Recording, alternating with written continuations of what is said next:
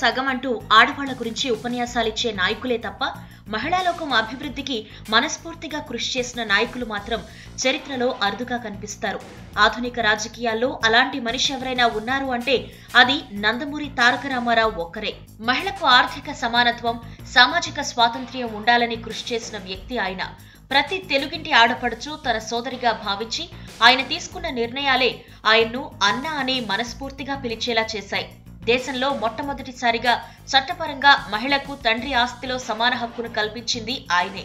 రాజకీయాల్లో, ఉద్యోగాల్లో మహిళలకు రిజర్వేషన్లు కల్పించింది ఆయనే.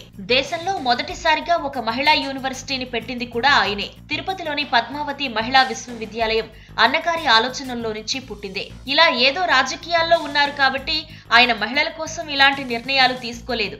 స్వతహాగా ఆడపడుచుల్ని ఆదరించే సమున్నత వ్యక్తిత్వం ఉండబట్టే ఆయన అంత చిత్తశుద్ధితో నిర్ణయాలు తీసుకునేవారని కేవలం స్నేహితులకు మాత్రమే తెలుసు.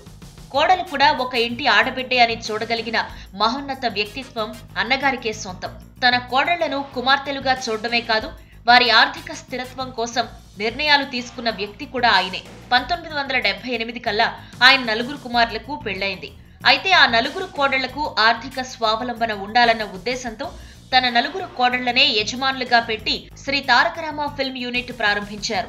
ఆపై కె రాఘవేంద్రరావుతో కలిసి తానే హీరోగా జయసుధతో డ్రైవర్ రాముడు తెరకెక్కించారు. 1979 ఫిబ్రవరి 2న రిలీజ్ అయిన ఆ సినిమా అప్పట్లో సూపర్ హిట్ అయింది. అందులో ఎన్టీఆర్ తనకు రావాల్సిన పారితోషికంతో పాటు వచ్చిన లాభాలన్నీ పెట్టి మాసప్ ట్యాంక్ లో ఓ గుట్టపై ఖాళీ స్థలాలు కొని వాటిపై ఇళ్లు కట్టించి ఆ ఇళ్లన్నీ కోడళ్ల మీదే రిజిస్టర్ చేయించారు. ఇప్పటికీ ఎన్టీఆర్ వారసులు కొందరు ఆ ఇళ్లలోనే ఉంటున్నారు. ఇంతలా కోడళ్లను కూతుళ్లుగా రాష్ట్రంలో ఉన్న మహిళలందరినీ తన ఇంటి ఆడపడుచులుగా చూడడం ఆయనొక్కరికే చెల్లింది. అందుకే ఆడవాళ్లంతా ఆయన్ను అన్న అని ఆప్యాయంగా పిలుచుకుంటారు.